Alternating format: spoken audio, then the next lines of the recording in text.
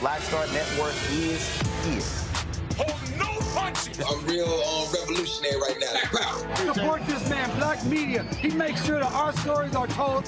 Thank you for being the voice of Black America, Roland. Stay black. I love y'all. All momentum we have now, we have to keep this going. The video looks phenomenal. See, there's a difference between Black Star Network and Black-owned media and something like CNN. You can't be Black-owned media and be scared. It's time to be smart. Bring your eyeballs home. You dig?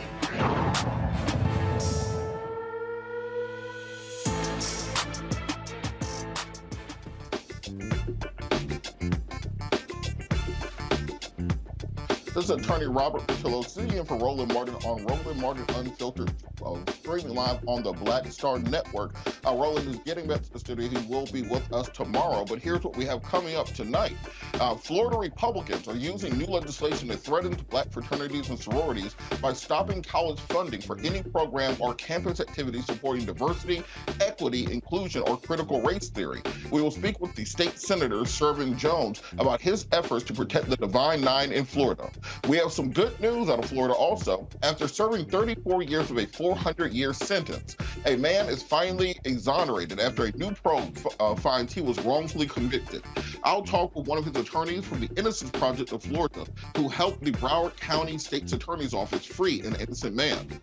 7 Virginia sheriff deputies face second-degree murder charges for the death of a black man held in a state mental hospital.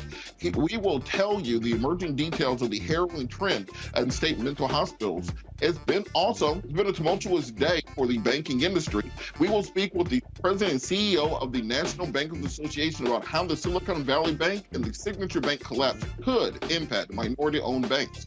Finally, reading is an essential part of life, and one group has created a web-based reading support program to increase reading levels in children of all ages. We will speak with the creator of Reading Revolution Online about how they help children build reading skills and confidence using cultural identity development. It's time to bring the funk on Roland Martin Unfiltered, streaming live on the Black Star Network. He's got it. Whatever the miss, he's on it. Whatever it is, he's got the scoop, the fact, the find. And when it breaks, he's right on time and it's rolling. Best believe he's knowing. Putting it down from sports to news to politics. With entertainment just for kicks, he's rolling. It's on go, roll, y'all. It's Roland Martin, rolling with Roland now. He's funk, he's fresh, he's real, the best, you know he's Roland Martin now.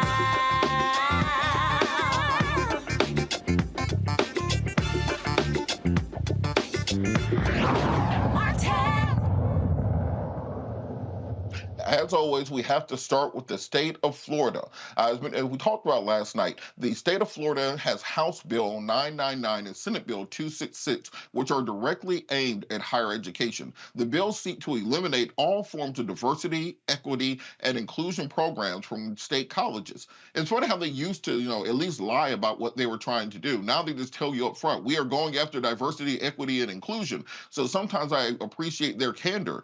We told y'all last night how Senate Bill 266 threatens the Divine Nine. We're going to take you to Senator Jones's tweet. I'll just read from Florida Senator Shevrin Jones during the show. She said, I would like to publicly thank the bill sponsors of SB 666, Senator Aaron Garl, for hearing the concerns of the black fraternities and sororities by removing language that could have been an unintentional consequence to our organizations. As a proud member of Alpha Phi Alpha, thank you. From Roland, of course. Florida Senator Jones joins me from Tallahassee. Senator Jones, how are you this evening? Doing well. How are you? I am doing great. So can you tell us about the latest developments with regards to these Florida efforts to curtail diversity, equity, and inclusion, particularly as it may have impacted black fraternities and sororities? Yeah, I appreciate you all bringing light to this issue. I think it's important for people to understand that the House bill and the House Bill 999 and the Senate Bill 266, they're two separate bills. You have the House bill that had language in it which was problematic because the bill specifically said that basically saying that any membership or organization that promotes, support, or maintain any program or campus activities that violate equity, inclusion, or that espouse anything dealing with diversity, equity, inclusion, or critical race theory can no longer receive funding from the state. A lot of our programs here, whether it's at Florida A&M, whether at UF, or any other schools that have Divine Nines, if they fell into this category who receive money through student activities and SGA, they will have the vagueness of that language could assume and get colleges and universities to begin to quote unquote defund D9 programs. But currently, we in the Senate, that language was totally eliminated from out of there, and then placed in an exempt activities of There we student go. activities are exempt from this period. Okay, and so with that, one of the questions was raised. What about things like the Black Law Students Association or NASB or National Association of Black Journalists? Are there still going to be student organizations for groups like that? But yeah, those student organizations will still be able to function because they fall under the category of student activities or student Okay, and so organizations. Okay, and so this was the Senate bill that this happened with. Is there any movement on something like this happening in the House? And if the House doesn't adopt that type of language, what will be the next legislative step? Yeah. So, and here's what I will say, that I think the advocacy around this is valid.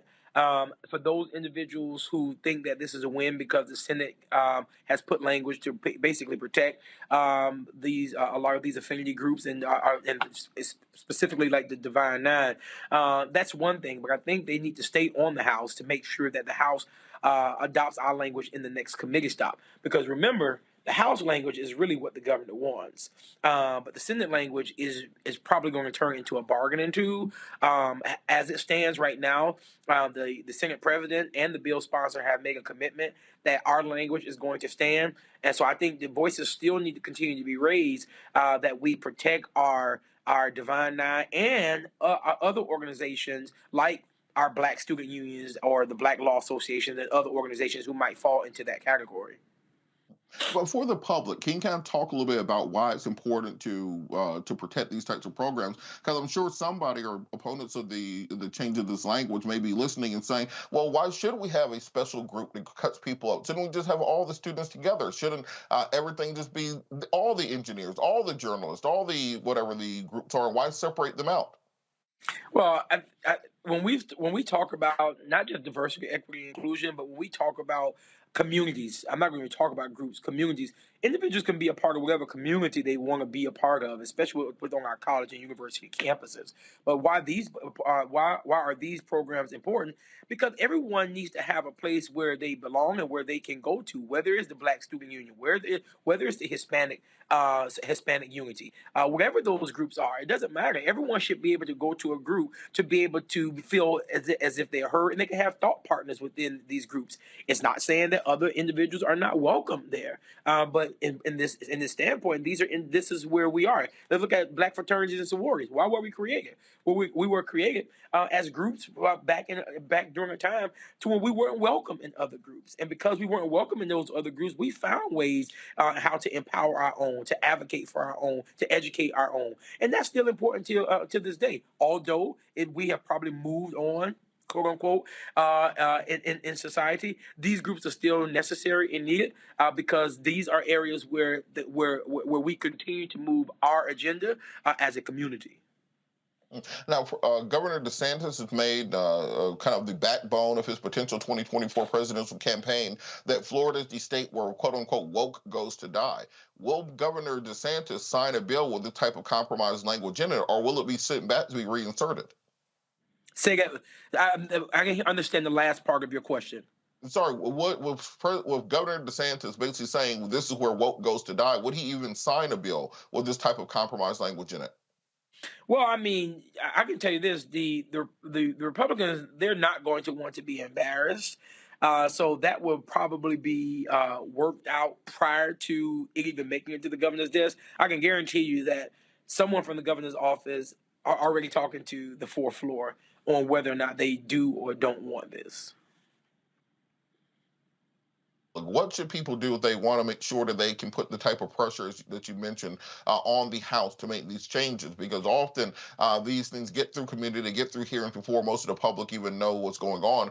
What can be done to bring the proper amount of tension and pressure to the House side to make the proper changes? I think this is a great opportunity for fraternities and sororities and other groups to use this as a chance to reach out to the governor's office, reach out to the Senate president's office, reach out to the speaker's office. And I really think the national presidents from these sororities and universities should be the one to do that. Why is that important? Because if these individuals of high regard reach out to the governor, and reach out to some of these other chamber heads. I think it can make a hill of difference for a response that will come from the Florida current leadership. And just finally, with this concerted attack on diversity, equity, and inclusion in the state of Florida, what can be done to protect those programs that do exist for things such as bringing in more African American students to higher education, making sure we have programs that are specifying Black history, they're specifying Black thought on this kind of macro issue of Florida going after diversity, equity, and inclusion? What can be done to fight back against that larger effect? You know, currently now in the legislature, we don't have any leverage in the House, nor do we have leverage in the Senate. So the first part of your question, I'll say that we need to be working now in ensuring that what we are seeing, that we do something about by electing those people who are reasonably minded when it comes to these type of issues. But I also want to point out that everyone has to realize where this conversation came from. And briefly, I'll tell you, we saw since 2018, after the death of George Floyd, this whole uprising of the elimination of DEI, which started with Donald Trump, because there was a Pew poll that was done and showed that over 61% of white men and women saw the word white privilege over and over again during that time. And individuals started implementing DEIs within corporations, within schools, and everything else. They didn't like that. And because they didn't like that, we are now, and we saw this whole uptick of removing DEI from federal programs, removing DEI from states. And that's where this continuation is happening. This is a power grab. This is nothing but a power grab. It has always been a power grab, and we will continue to see this until we, as a people across this country, stand up to let this know the DEI is not the boogeyman. Y'all are. Well, you know, Florida has always been the canary in the coal mine. So if things are happening in Florida, you best believe they're going to continue in the rest of the country. Thank you so much, Senator Jones, for joining us. Please keep us updated on any legislative developments there. Appreciate it. Thanks. We'll be back after the break. You're watching Roland Martin Unfiltered, streaming live on the Black Star Network. A lot of these corporations or people that are running stuff push Black people if they're doing a certain thing. What that does is it creates a butterfly effect of any young kid who, wants to leave any situation they're in, and the only people they see are people that are doing this. So I gotta be a gangster, I gotta shoot, I gotta sell, I gotta do this in order to do it. And it just becomes a cycle. But when someone comes around and is making we don't, they don't want to push it or put money into it. So that's definitely something I'm trying to fix too, is just show there's other avenues. You don't gotta be a rapper, you don't gotta be a ball player. You can be a country singer, you can be an opera singer, you can be a damn whatever, showing the different avenues. And that is possible, and it's hard for people to realize it's possible until someone does it.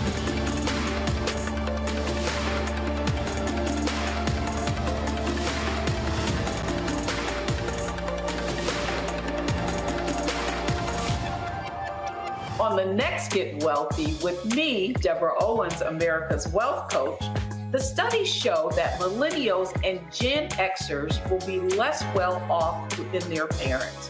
What can we do to make sure that we get to children younger and that they have the right money habits? Well, joining me on the next Get Wealthy is an author who's created a master playbook. Be willing to share some of your money mistakes, right? If that's what you have to lean on, start with the money mistakes that you have made, but don't just tell the mistake, right? Tell the lesson in the mistake. That's right here on Get Wealthy, only on Black Star Network. Hi, I'm BB Winans. Hey, I'm Donnie Simpson. What's up? I'm Lance Gross, and you're watching Roland Martin Unfiltered.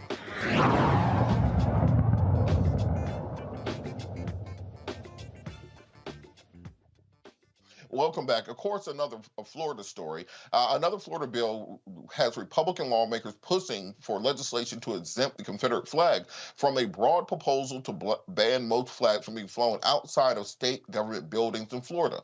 So what this is they want to ban the flying of Black Lives Matter flags, for example, or pride flags outside of governmental buildings. So they are passing laws that restrict the number and types of flags that can be flown. But now Florida Republicans want to make sure that if it's a Confederate flag, it gets to be flown right along with the other official flags.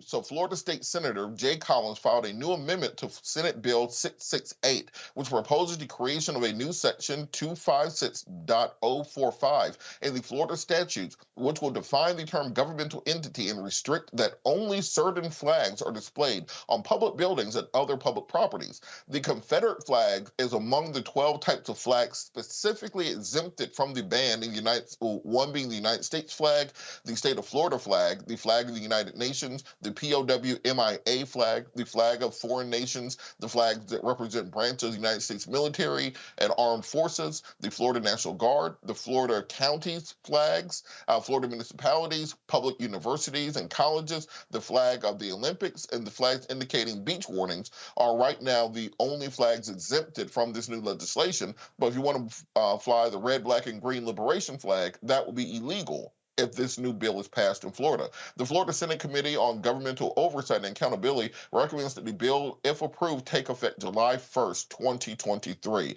We got to talk about this.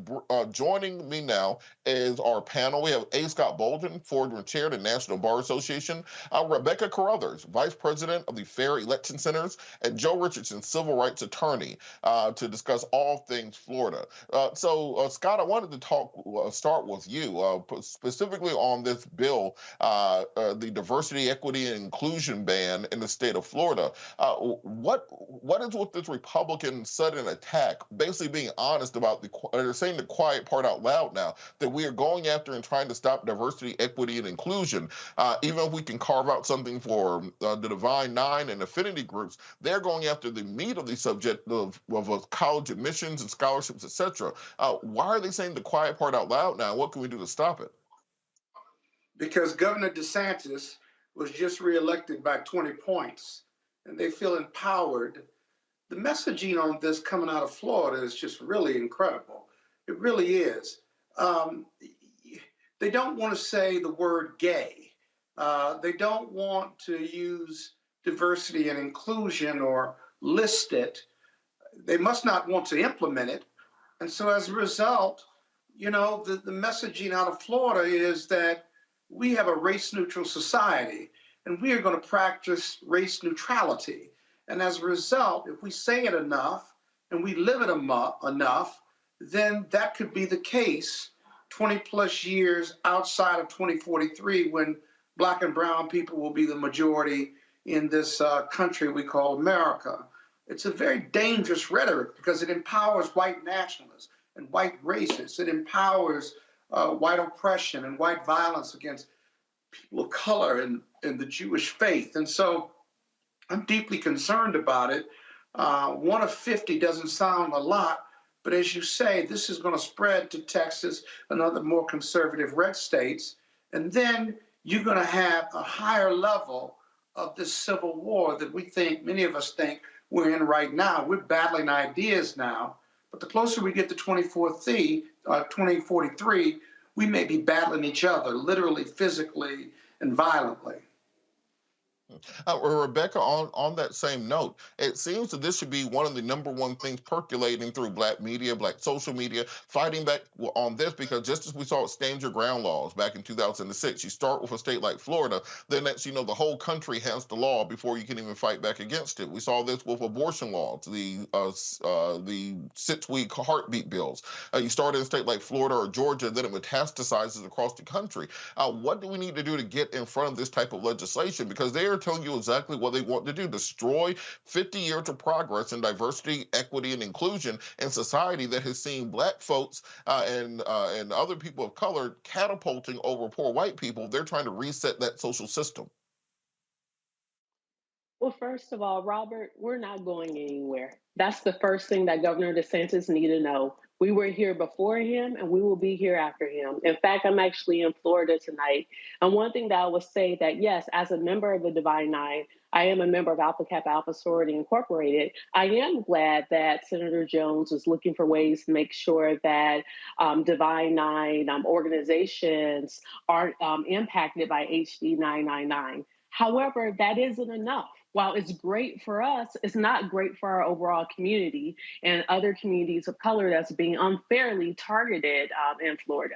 I do think Governor DeSantis is going too far. One, just like Scott just said, you can't say gay anymore. Two, students who are non-binary or identify as trans are now being attacked. Governor DeSantis went after Disney.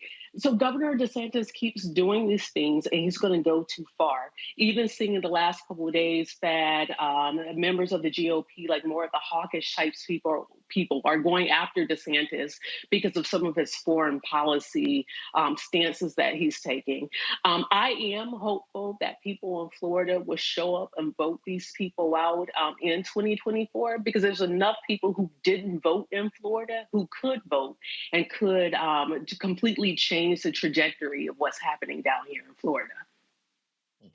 Joe, kind of on that same note, there's always been this there's often this criticism that the Divine Nine, the Boule, the letter organizations, etc., separate themselves from the rest of the Black community. That you have the kind of elite bourgeoisie Blacks in one place, and they legislate for themselves, kind of leaving everyone behind. By creating an exemption in the legislation that helps the Divine Nine and other affinity groups, but doesn't address the bigger issue of the destruction of diversity, equity, and inclusion, does that push kind of support and buttress that argument that they see themselves being separate from the masses?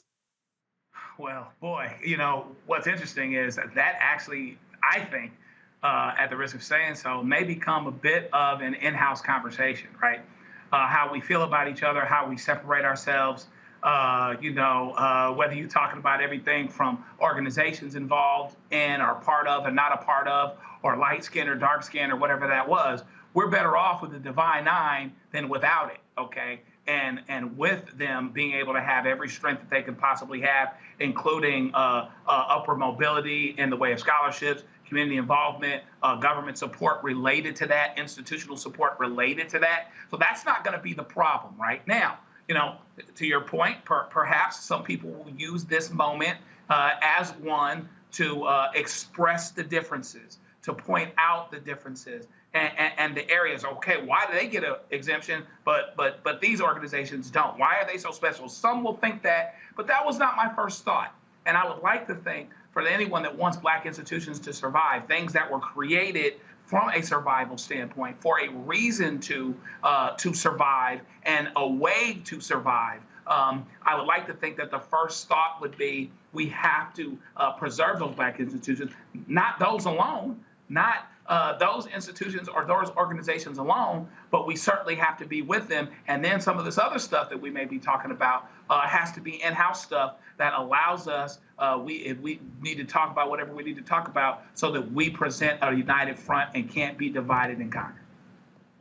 And real quick on the issue of this flag exemption they're putting in place, Rebecca, I wanted to ask you about that. The idea that they want to list the Confederate flag alongside the United Nations flag and the flag of the state of Florida as being exempt from this new flag ban they have, but at the same time you're going to ban the Black Liberation flag and ban the Gay Black Pride flag and ban Black Lives Matter flags. How do they keep getting away with this level of just bold-faced white supremacy? Well, Governor DeSantis and his henchmen and henchwomen that's in the Florida State House and the Florida State Senate, what they're telling us is that they support treason. They support people who turned their back on this country, wanted to rip this country apart, didn't want this country to exist in any shape, semblance, or form. And they're saying that we support treason. So if they want to support treason, once again, I tell Florida voters, you have the opportunity to do something about this. I even tell Republicans in the Republican primary, you have an opportunity to choose better and not choose lesser. And so I'm telling voters there are enough Gen X, there's enough Gen Z, there's enough millennials to actually do something that changes this course, because we cannot go backwards. And if we go the way that Governor DeSantis wants us to do, we will be going backwards as a country. And that simply isn't good for us. And Scott, on this same point, it seems that Democrats are running scared of DeSantis. You're seeing more and more attention being pushed on him when it comes to attacks, whether it's in late night comedy, whether it's on the rhetoric we hear on the Sunday shows, and so much so that it seems that they're almost supporting Trump over DeSantis, thinking that Trump's an easier candidate to beat. Why are people so afraid of DeSantis as a candidate for president? Because he's not Trump, and we don't know whether we can beat him. We know we can beat Trump for sure. And so whether it's the flag issue or these cultural issues, DeSantis is laying a foundation for his campaign that is going to harp on or tap on these cultural differences without the noise of Donald Trump. The Democrats need Trump, who's got 30 to 40% of the GOP, to feel comfortable that with Biden running again.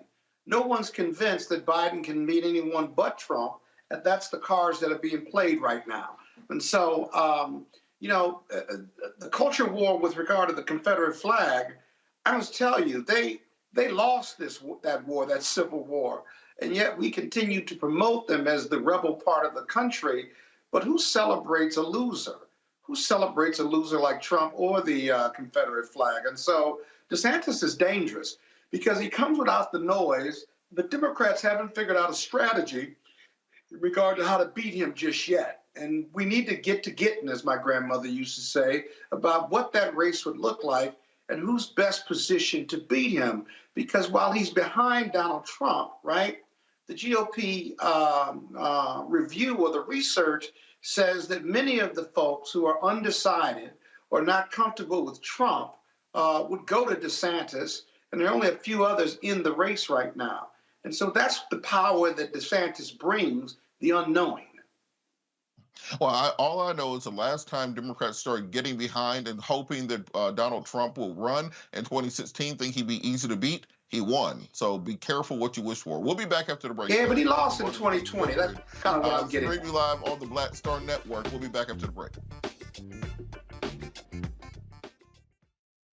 Hatred on the streets, a horrific scene, a white nationalist rally that descended into deadly violence. White people are losing their damn minds. As an angry pro-Trump mob storms the U.S. Capitol, we're about to see the rise of what I call white minority resistance. We have seen white folks in this country who simply cannot tolerate black folks voting. I think what we're seeing is the inevitable result of violent denial. This is part of American history. Every time that people of color have made progress, whether real or symbolic, there has been what Carol Anderson at Emory University calls white rage as a backlash. This is the rise of the Proud Boys and the Boogaloo Boys. America, there's going to be more of this. Here's all the Proud Boys, guys. This country is getting increasingly racist in its behaviors and its attitudes because of the fear of white people. The fear that they're taking our jobs, they're taking our resources, they're taking our women. This is white fear.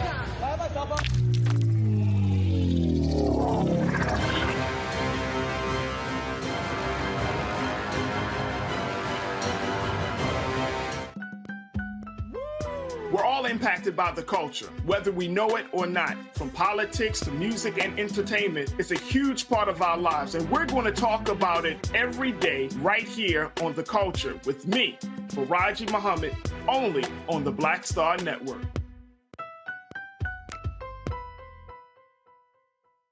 What's up, y'all? I'm Will Packer. Hello, I'm Bishop TDJ. What up, Lana Well, and you are watching Roland Martin Unfiltered.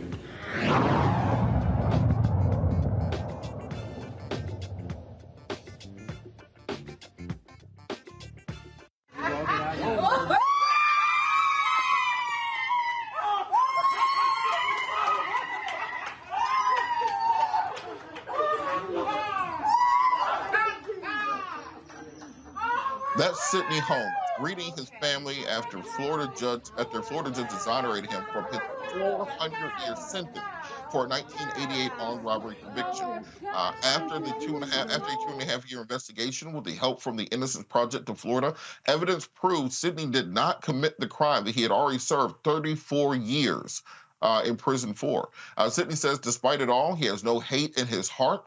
Joining me from Tallahassee, Florida, is Seth Millers, one of the attorneys for the Innocence Project of Florida, who helped Sidney gain his freedom. Attorney Miller, how are you doing this evening?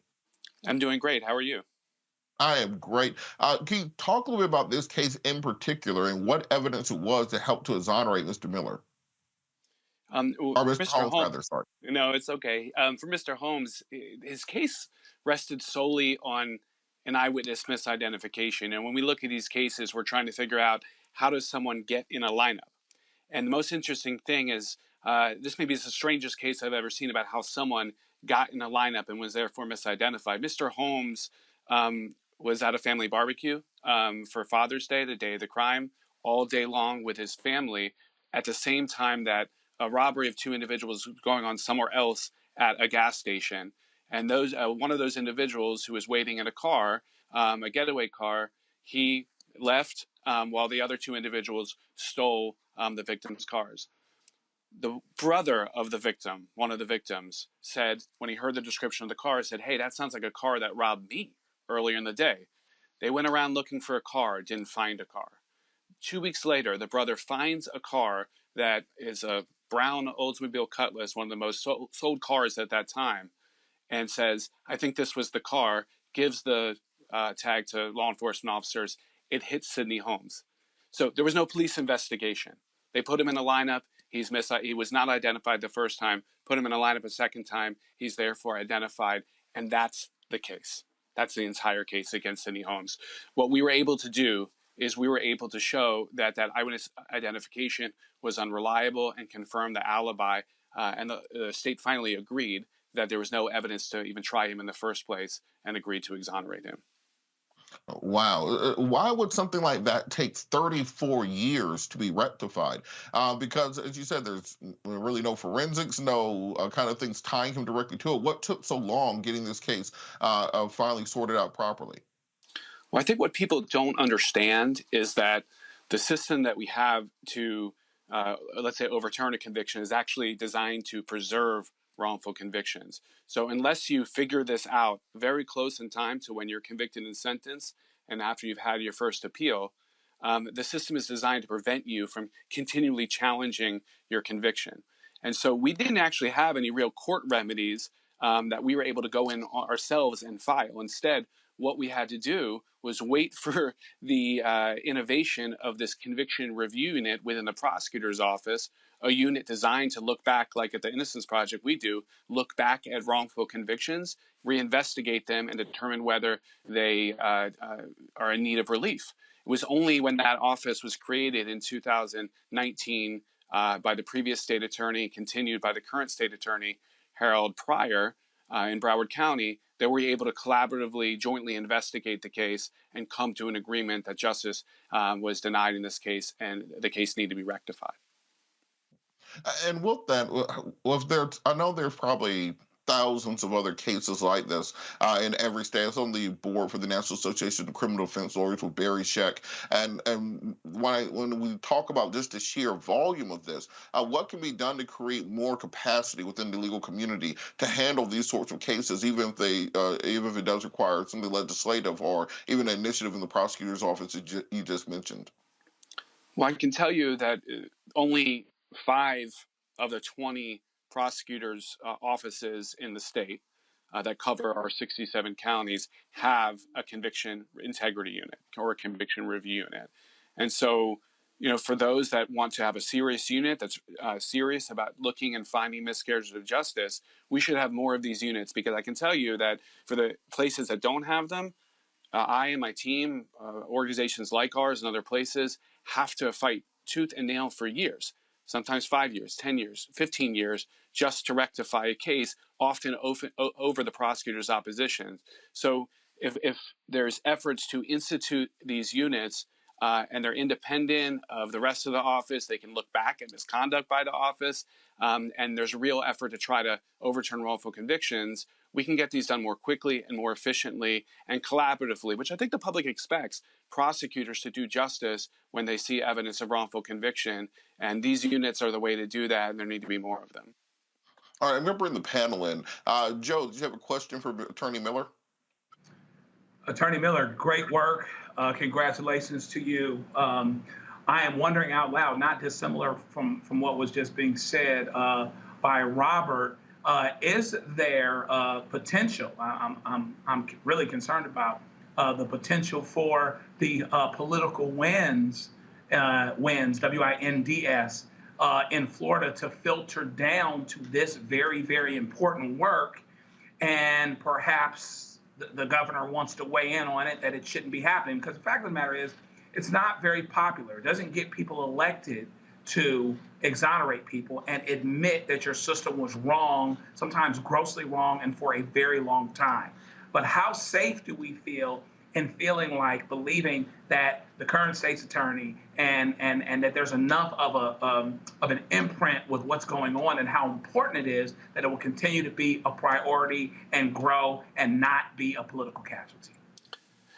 It's a great question. Many of your listeners might know that the state attorney, Andrew Warren, in Hillsborough County in Tampa, was removed by the governor this past summer for reasons that didn't have to do with his looking backwards work to rectify wrongful convictions, but did have to do with the governor's disagreement with him, basically about political beliefs and approaches. And we have the governor's unique powers in Florida to do that. So it's our hope that that won't filter down. What I can tell you is that my experience of doing this for almost 2 decades is that whether the prosecutor is one that fashions him or herself as a forward-thinking progressive prosecutor or a tough-on-crime prosecutor, when we have been able to rectify wrongful convictions with agreements of all different kinds of prosecutors, the smartest prosecutors will recognize that they can own and take credit for this work because it is politically viable, because it is politically popular. These are the biggest news stories in the country when they happen.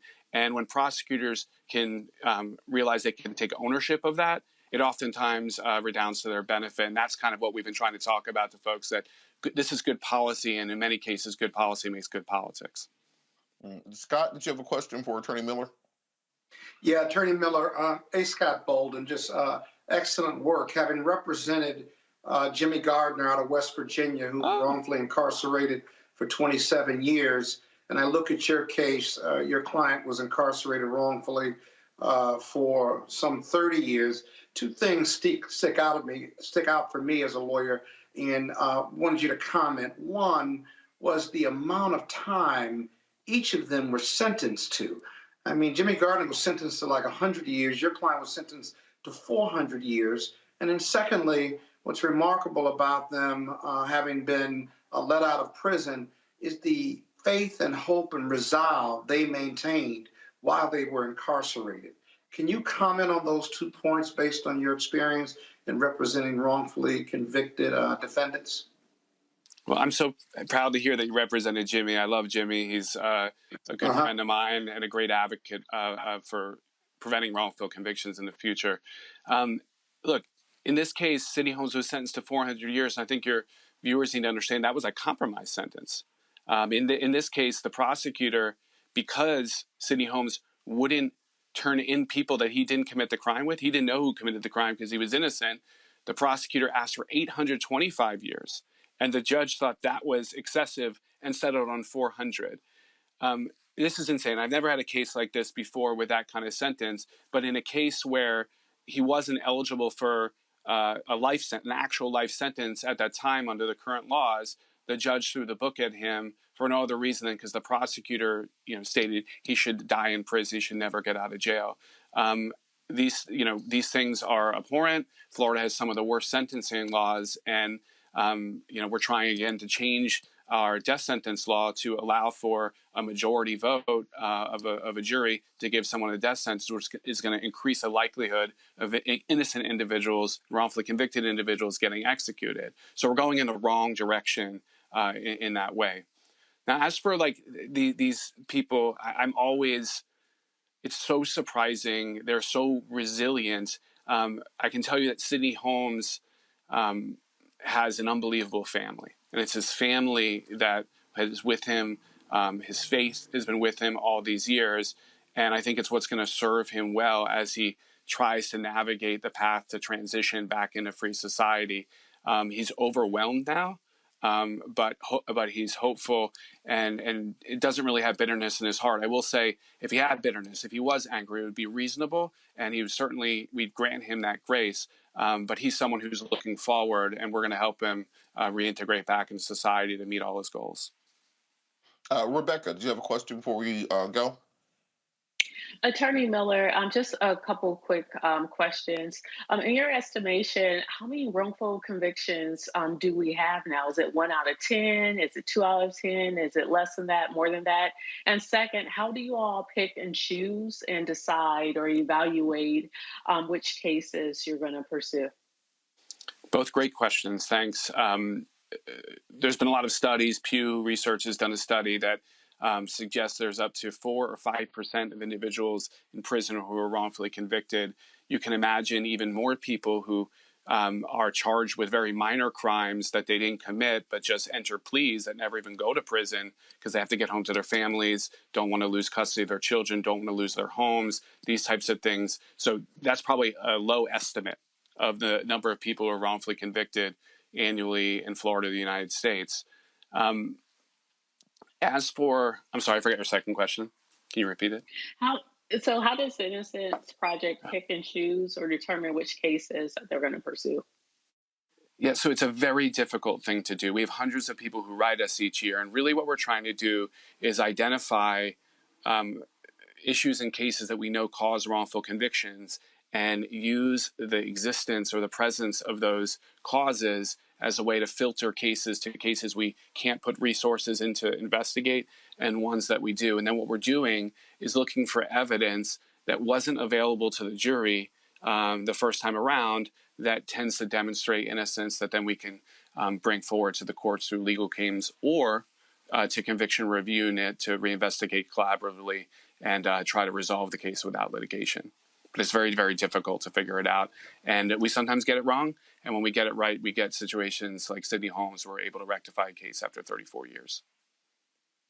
And Attorney Miller, most people probably would think, well, after 34 years in custody, he's going to probably get, tens of millions of dollars from the system. Can you talk about what the actual reimbursement is and how it works in Florida? It's a great question because that doesn't happen. And I think most people think it should. In Florida, we have a law that allows for $50,000 a year for each year of wrongful incarceration, capped at $2 million. It's been like that since 2008. Not adjusted for inflation, hasn't been raised in that time. We've fallen behind many states, including Texas and Indiana, who provide much more generous compensation packages. The real problem is that it has exclusions that make it be that most people can't get compensated, including Sidney Holmes, because it has an exclusion for if you have committed and been convicted of a prior felony conviction, unrelated crime. And so right now we have a bill going through the legislature. We've been trying since 2008 to fix this. And it looks like this year might be the year that would pull that clean hands provision out. And it's going to lead to many, many people who were equally innocent, but for years ineligible to be compensated and finally get that money, the financial support that they need to find financial stability and overall stability. So we're hoping that our advocacy this year will be able to get that done. Well, please keep us updated. We want to advocate on behalf of that. This whole show's been about Florida thus far. We really thank you for all the work that you do, and hopefully the legislature can rectify that wrong. We're going to continue this conversation on the other side of the break. You're watching Roland Martin Unfiltered, streaming live on the Black Star Network. On the next, A Balanced Life with me, Dr. Jackie, Re-Entry Anxiety. A lot of us are having trouble transitioning in this post-pandemic society and don't even realize it. We are literally stuck between two worlds, in purgatory. How to get out of purgatory and regain your footing and balance. What emotions they're feeling and being able to label them, because as soon as you label an emotion, it's easier to self-regulate. It's easier to manage that emotion. The next, A Balanced Life on Black Star Network. Coming up on the next Black Table, a conversation with Professor Howard W. French on his new book, Born in Blackness, covering 600 years of global African history and helping us understand how the world we know today is a gift from Black people. There could have been no West without Africa and Africa. That's on the next Black Table with me, Greg Carr, only on the Black Star Network. Black Star Network is here. Oh, no punch! I'm real revolutionary right now. Thank you for being the voice of Black America. All momentum we have now, we have to keep this going. The video looks phenomenal. See, there's a difference between Black Star Network and Black-owned media and something like CNN. You can't be Black-owned media and be scared. It's time to be smart. Bring your eyeballs home. You dig? We're all impacted by the culture, whether we know it or not. From politics to music and entertainment, it's a huge part of our lives, and we're going to talk about it every day right here on The Culture with me, Faraji Muhammad, only on the Black Star Network. Hey, I'm Deion Cole from Blackish. Hey everybody, this is your man Fred Hammond, and you're watching Roland Martin, my man, Unfiltered.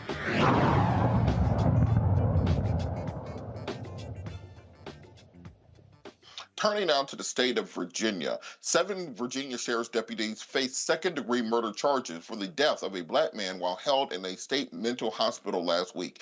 Henrico County deputies Randy Joseph Bowers, Dwayne Allen Bramall, Jermaine LeVar Branch, Bradley Thomas Deese, Tabitha Renee Lever, Brandon Edwards Rogers, and Kaylin DeJour Sanders have been charged in connection with the death of Ervo Ontieno. During the intake process at the Virginia State Medical Hospital, deputies physically restrained the decedent and was smothered to death by the weight of 7 deputies on top of him. According to the police documents, Ervo was taken to Virginia State Central Hospital after being identified as a possible burglary suspect on March 3rd. He was then placed under an emergency custody order and taken to the local hospital. When he became physically combative with officers, then transported him to the County West Jail. But the County Sheriff's Office personnel took him in around 4 p.m. on March 6th and admitted him to the Virginia Central State Hospital. Virginia State Police have obtained a 12-minute long security video, but there is no immediate plan to release the video to the public. All deputies are set to appear before the grand jury on March 21st at 9 a.m. Scott, I wanted to go to you first on this. We have these cases, and it seems that Black folks at every intersection that they have any contact with law enforcement, you risk death. How can something like this happen where someone is being taken into a mental facility? They know this person has issues. They know that this person may act out, and they still end up killing him while in custody. And they know that they're being videotaped. It's some incredible stuff, man. And it keeps happening over and over and over again in almost every part of the country. Robert, you do criminal defense work. Let's just think about this. The police clearly don't care. The police training matters, but I'm not going to let the government off the hook about that. The mental health issue is so huge, and he was in custody, being taken into a mental institution to get the help he wanted. The police didn't have to do anything but take him there. And then they suffocated him because he's having a mental episode. And the other thing that you get in this case and other cases is what's the rush with the police? If you've got a disruptive, mentally ill patient, right, what's the rush in either moving them or bringing them out of a barricaded situation in a home or a garage or a bathroom? What is the rush? Why not let the mental health experts do their thing? But the police have no discretion. All they know is force, arrest, and arrest with force. That's all they know. There's no discretion on the street. And they do what they're known to do. And people die from it, especially mental health patients. And so much has to be done in criminal justice reform and police reform, right, for them to be better. But there again, where is the discretion? And so I'm actually been doing Roland for 5 years, maybe 7 years. I'm tired of talking about these cases. It seems like every week there's another case, and it's not getting better. People are dying, and it's just not getting better. The police are just dumb. The cities keep paying out multiple millions of dollars, and you get to a point where you think, okay, enforcement or money judgments just aren't working, and all the political statements aren't working. The police are just, it's too ingrained in their training and stuff. And what we really need to do is do a nationwide retraining, national mandate manual for police training and start to implement it now, because they're not going to do it on their own. The police, in my opinion, are incapable of changing. They just aren't. So that thin blue line has to be changed to be thicker or thinner, but more importantly, transformative and better.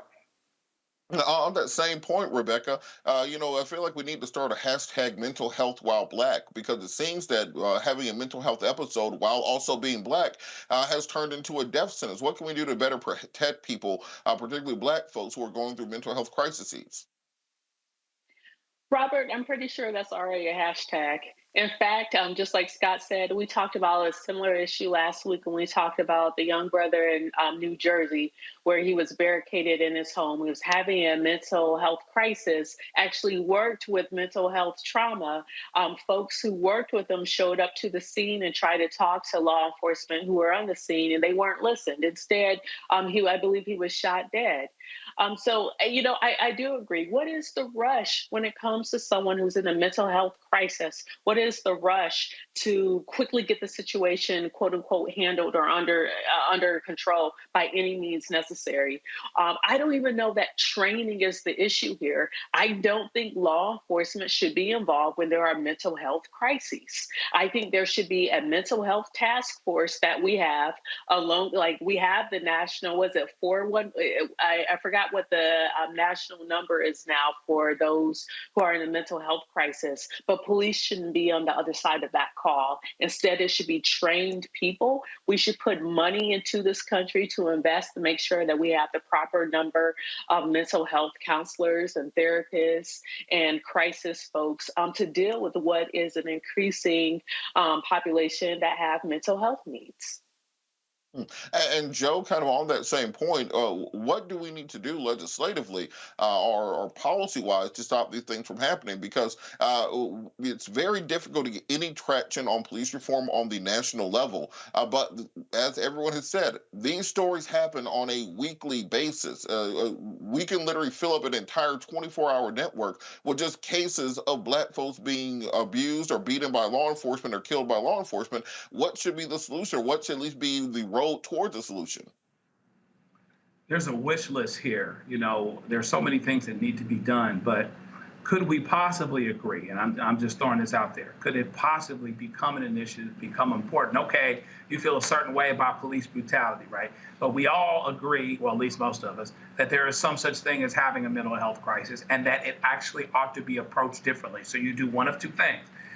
You make police accountable to make that situation less likely from happening. And of course, there needs to be this discussion and action related to police not dealing with mental health issues.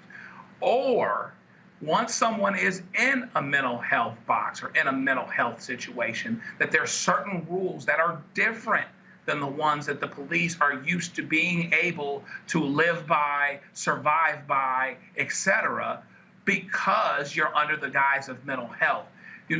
We have been talking a long time about this and, what can change and when it can change. And there's more discussion on mental health, and that's important. But should it really be that police should be in a mental health? There's no question that there's a mental health issue going on here. This guy is in a mental health place dealing with mental health issues. But if you bring police brutality into that, if you bring police culture into that, it should do two things. It should say, no, not here. That's thing one. Okay, but thing two, have this larger discussion about what belongs with police and what does not. But I think the consolation prize for now is to find some way for there to be accountability and different rules that hopefully lend to a different spirit and a different culture as it pertains to people that are being dealt with under the mental health care umbrella. And Scott, we were just on a conservative show a week or so ago, and the people on the other side of the aisle have a completely different view of these things. They say that there's a crime wave nationwide, and we need to be empowering officers to be more violent, to be more aggressive, to be more militaristic in order to put down and control many of these communities. How exactly can we get to a point of compromise where we on this side see a very clear situation where Black and brown people are murdered on a daily basis by law enforcement, but the folks on the other side see there being this crazed crime wave that they have to put down by any means necessary, and they're not willing to even come to the point of having a conversation, let alone a compromise. They want to add to the penalties too. They want to lock them up for longer. Washington, D.C. has one of the highest incarceration rates in the country, if not the highest, right? And we lock them up for a long time in Washington. And guess what? Like any other urban center, the crimes keep coming. We still got a crime wave. And so I think a couple things. We have to take a holistic view towards rethinking criminal justice and law enforcement and how we enforce the laws, right? So, for example, have you ever done a ride out with the police? You ride out with the police and the police ride around in most jurisdictions and they get a call after the crime has been committed. And you show up with the police and the police begin their investigation. Why don't we put more money into preventing crime versus solving crime? If I'm a victim of a crime, I don't care what happens after I'm a victim. Sure, I want them to be arrested or return my property or what have you, but I've been victimized already. So why not increase police presence in my community, high crime or not, so that the presence prevents the crime versus prosecuting or investigating the crime? That's one thing. The other thing is looking at a holistic approach to high crime communities and implement with poor communities and rural communities that we're going to require folks to be in school, stay in school, job training, jobs, entrepreneurship, giving them an alternative to gang violence or life of crime. Most young kids who are selling drugs or involved in the gangs are involved in both of those bad activities because that's the way out of their community, their view, and they don't see an alternative without a doubt. You got to give them hope, whether it's with the church, with the YMCAs, with the boys club, girls club, whatever it is, it's a holistic approach or continuum of care that keeps them busy. We used to have midnight basketball, which was very popular in the 80s and 90s to divert kids from being involved in crime after 8 o'clock or 9 o'clock. But all of these programs, Robert, take money. And taking care of poor people or our young people or preventing crime is far more expensive. And yet we give billions to Ukraine. We give billions to other countries around the world to defend against our national security. And yet we won't give billions to Black communities or poor communities or communities of kids and adults who are incarcerated. Why don't we require them to have a skill set and have a job when they come out of the penitentiary? Why don't we require them that they cannot be in a gang? That it's illegal to be in a gang if you're out of the penitentiary, certainly illegal when you are in the penitentiary. Where does the First Amendment come with that? Just a few ideas. Scott, on that point, whenever I have a conversation with some of our conservative friends and they say, well, what about Black on Black crime? I say, well, what about reparations? If you want to cut Black on Black crime, check for reparations. It will all sort itself out. We're going to keep this conversation going on the other side of the break. You're watching Roland Martin Unfiltered, streaming live on the Black Star Network. And make sure you get these streaming numbers up. We got to get our likes up. We got to get our shares. We got to get our subscribes up. Come on, show Roland you're proud. When you talk about Blackness and what happens in Black culture, we're about covering these things that matter to us, speaking to our issues and concerns. This is a genuine people-powered movement. There's a lot of stuff that we're not getting. You get it, and you spread the word. We wish to plead our own cause. Too long have others spoken for us. We cannot tell our own story if we can't pay for it. This is about covering us. Invest in Black-owned media. Your dollars matter. We don't have to keep asking them to cover our stuff. So please support us in what we do, folks. We want to hit 2,000 people, $50 this month, raise $100,000. We're behind 100,000, so we want to hit that. Y'all money makes this possible. Checks and money orders go to P.O. Box 57196, Washington, D.C. 20037- 0196. The Cash App is $RM Unfiltered. PayPal is R Martin Unfiltered. Venmo is RM Unfiltered. Zelle is Roland at RolandSMartin.com. We're all impacted by the culture, whether we know it or not. From politics to music and entertainment, it's a huge part of our lives, and we're going to talk about it every day right here on The Culture with me, Faraji Muhammad, only on the Black Star Network.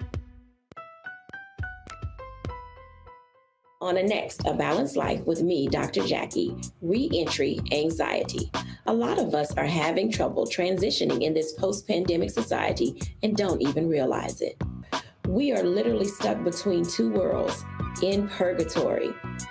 How to get out of purgatory and regain your footing and balance. What emotions they're feeling and being able to label them, because as soon as you label an emotion, it's easier to self-regulate. It's easier to manage that emotion. The next, A Balanced Life on Black Star Network. Hello, everyone. I'm Godfrey, and you're watching Roland Martin Unfiltered. And while he's doing Unfiltered, I'm practicing the wobble.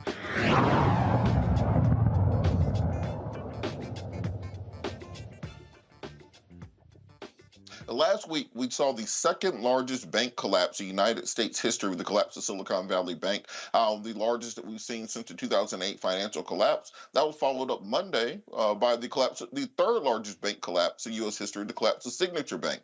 As a result of this kind of run on banks that we've seen recently, we've also seen the collapse of Seagate Bank, as well as markets overseas working hard to try to shore up this process. We saw the UK branch of Silicon Valley Bank be bought by HSBC, as well as the Indian government stepping in to reassure startups there that their deposits would be secured. We've seen reassurances from the federal government. We've seen Janet Yellen, President Biden, reassure people that the banking system is secure. The Fed has announced that they will not be, or many people believe the Fed will not be raising rates in March, despite the last 2 years nearly of continuous rate hikes as a result of this. But despite these, we're still seeing people are very unsure about their money. The Silicon Valley Bank's customers withdrew $42 billion in a single day, and that's what led to them not having the cash flow balance in order to stay operating. Now, could this bank's demise mean more business for minority banks? Joining me now from Washington, D.C. is Nicole Elam, President and CEO of the National Bankers Association. NBA was founded in 1927 as the Negro Bankers Association, the organization's mission to promote minority depository institutions. Nicole, how are you doing this evening? I'm doing well. Thank you for having me today. Well, thanks so much for coming on during this very kind of fraught time for people. Can you talk a little bit about what led to the collapse of Silicon Valley Bank and Seagate Bank and Signature Bank? Because I think a lot of people don't understand that these banks don't actually have that money just sitting in a vault. That money is out living its best life while it's deposited. You are absolutely right. Most people don't understand what happened at Silicon Valley Bank and Signature Bank. And because they don't understand, it's leading to a flurry of people wanting to take their deposits and take them to banks that are considered too big to fail. But what happened to Silicon Valley Bank and Signature Bank is that they had a high concentration of their deposits and asset base in things that are considered risky, in crypto, the volatile venture capital, tech startups. And so if you have one leave and you have all of those deposits in that asset base, it makes it very risky. That's unlike most banks all across the country. That's what people don't get and they don't understand, that Silicon Valley Bank and Signature Bank are unlike most banks all throughout the country, and that they had a rapid growth, non-traditional banking model that is unlike most banks like community banks that I serve. And with that, kind of the animating point of this was a tweet from Peter Thiel, the billionaire that kind of spooked the markets. Can you talk about what caused this bank run on these banks and kind of the current financial fear that we're in? Yeah, so what happens is if you have somebody who says, oh my goodness, you should fear it, then you have people doing that. People leave the market and they want to take their money out for fear that it won't be there when they need it. And so the interesting thing is the impact, not just that it had on Silicon Valley Bank and Signature Bank, but the impact that it's having on minority banks. Because most people don't understand that Silicon Valley Bank and Signature Bank were the bank of tech and crypto and venture capital, they don't understand that their money is safe. And so what happens is they lose fear in the entire banking sector. And so we've been spending a lot of time telling customers that your money is safe, that you need to leave it in our banks. 98% of deposits at minority banks are under $250,000, so they're fully FDIC insured, but people don't get it. And so the impact of that is that our customers are now leaving our banks, and they are going to banks that the federal government taught them in 2008 are too big to fail. And so you're seeing a deposit flight, and that has ripple effects, not just only on what happened at Signature Bank and Silicon Valley Bank, but on big banks like our traditional smaller minority banks. After the 2008 financial collapse, we did see legislation in Dodd-Frank in 2010 meant to stop some of these risky investment practices that you mentioned earlier. That time was primarily pointed towards the real estate sector, the liar loans, the no money down, no job, no car payment, mortgages that were being given out. But the tech sector figured out kind of ways to circumvent this by giving out large loans to venture capital funds, startups that really had no history or no evidence they would be able to pay these loans back. Then in 2018, we saw the rollback of much of Dodd-Frank under the Trump administration. Even our former Congressman Barney Franks was on the board of Signature Bank that kind of freed up much of this lending prohibitions that were created in 2010. Can you talk about the way that legislation has kind of created the situation where banks such as Signature Bank and Silicon Valley Bank can make these risky loans and go under? And could that become a contagion in the system that people fear spreading out throughout the financial sector? You know, that is a great question. But the interesting thing is that this wasn't a case where you necessarily had loopholes and it was a loophole that led to the crash. The reality of it is that banks have to go through stress tests. And the fact that this is a bank that grew 315% in 2 years and 60% of its assets were in treasuries that everybody else was saying you need to do something different with, that in and of itself should have been something that would have been alarming and should have triggered a stress test. So what tends to happen when you have these type of big major events is that people's first reaction is, oh my gosh, we need new legislation, we need new regulations, and we need to overcorrect.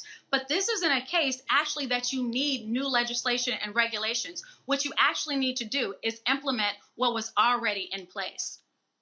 And on that same note, we're seeing with those long-term treasuries, the big thing that changed was when they made the loans, we were talking about interest rates being 2%. But then after the last 2 years of Chairman Powell, with the nearly monthly seems like raises in interest rates, now we're at over 5%, which makes those long-term treasury notes less valuable. It seems that he's following kind of following the roadmap laid out by Paul Volcker in 1979, 1980, when it came to breaking the back of inflation by raising interest rates. How exactly have those rate hikes impacted small and medium-sized minority banks?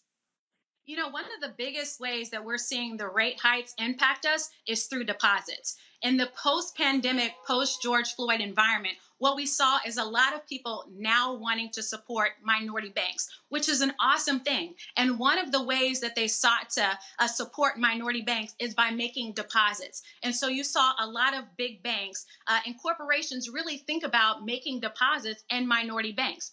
Well, what happened is when that rate environment changed, they then wanted a deal that was market specific and not necessarily impact investing. So what we're seeing is a flight of deposits that were placed in minority banks at one rate and people trying to renegotiate it because of the rate change. And so it really goes to show, are people really in it to have an impact and to support minority banks, or are they in it to say that they're supporting minority banks?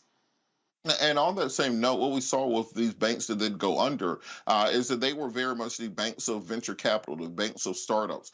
Black and minority businesses often don't have access to, angel investors that are going to come in to help get your business or your app started, or access to some of these loans that were considered risky. What role do small and medium-sized Black banks play in kind of filling that gap between those risky investments that something like a Silicon Valley would make versus people not having access to the funds to grow their businesses and really bring their ideas to fruition?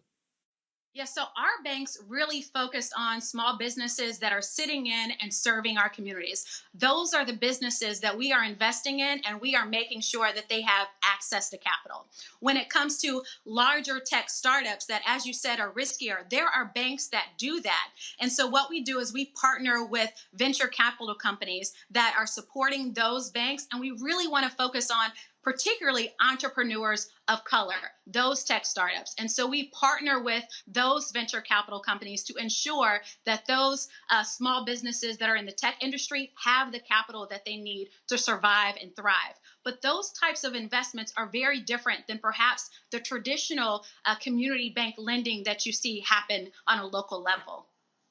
And just kind of finally, we saw that in the wake of the collapses on Friday and Monday of Silicon Valley Bank, Signature Bank, Seagate Bank, that I think there were 12 plus banks that they had to stop trading in the stock exchange because they had lost, 70+% of their value. For nervous investors or people who are thinking about pulling their money out of traditional banks and putting them into crypto or putting them into hard assets like gold and rare earth elements, etc., how can they be sure, or how can they know if their bank is in danger of going under? Talk to your bank, right? The reality of it is that our bank is not a bank that is going under, right? Most of the deposit accounts that are at our banks are under $250,000, so they are fully federally insured by the FDIC. And for those accounts that are over $250,000, there are a number of tools that are in place to maximize FDIC insurance. They're called reciprocal deposit agreements, where banks have agreements with one another for amounts that are over $250,000, so they are secure. So what I would say is that our banks are probably more safe than any of the other things that you are seeing out there. So keep your money at a local community bank. These are the ones that have been sitting in and serving your community. We have a long-standing track record for over a century of proving that we are reliable, we are here to stay, we are well capitalized, and we are full of liquidity. So we are here ready to lend, and your money is safe. All right, and real quick before we go, where can people find more information about those small and mid-sized Black-owned banks and community banks? Nationalbankers.org is the place to go to find out more information about minority-owned and operated banks. Well, thank you so much for all the information. I've been encouraging people on the radio all week, learn more about the banking system, because the CEO of Silicon Valley Bank cashed out $3.5 million 2 weeks before they went out of business. The executives at Silicon Valley Bank gave themselves bonuses Friday morning, paid out by Silicon Valley Bank, deposited it in the bank. Then when the bank went under, now that gets picked up by the federal government. So the FDIC pays them back their money. Learn the way that money works. It helps you out. Thank you so much for joining us. You're watching Roland Martin Unfiltered, streaming live on the Black Star Network. We'll be back after the break.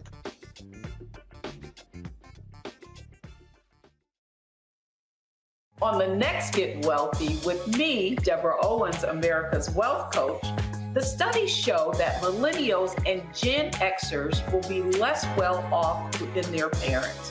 What can we do to make sure that we get to children younger and that they have the right money habits? Well, joining me on the next Get Wealthy is an author who's created a master playbook. Be willing to share some of your money mistakes, right?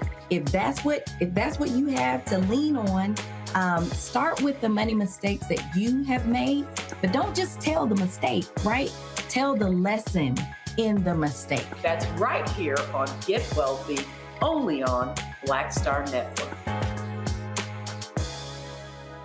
A lot of these corporations or people that are running stuff push Black people if they're doing a certain thing. What that does is it creates a butterfly effect of any young kid who, wants to leave any situation they're in, and the only people they see are people that are doing this. So I gotta be a gangster, I gotta shoot, I gotta sell, I gotta do this in order to do it.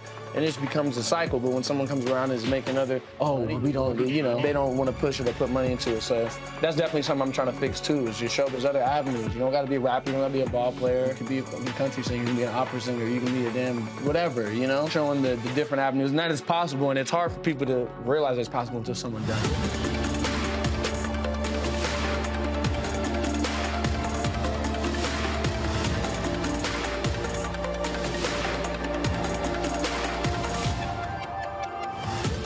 How Hi, everybody. This is Jonathan Nelson. Hi, this is Cheryl Lee Ralph, and you are watching Roland Martin, Unfiltered.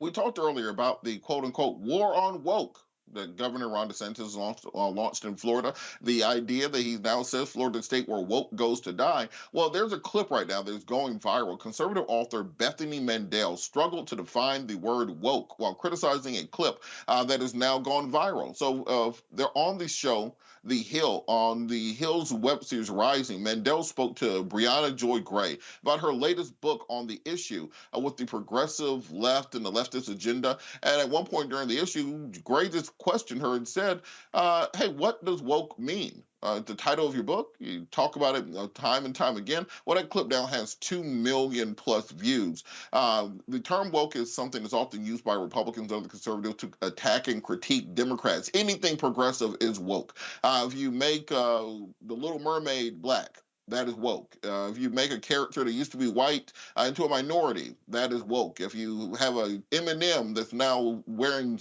jeans instead of high heels, that's woke. So I think we have a clip from the interview of Bethany Mandel talking about her new book about wokeness. Let's see that clip. Of Americans consider themselves very liberal, and probably fewer of them consider themselves to be woke. And so, you know, when we talk about traditional right. Would you mind defining woke? Because it's come up a couple times, and I just want to make sure we're on the same page. So, I mean, woke is sort of the idea that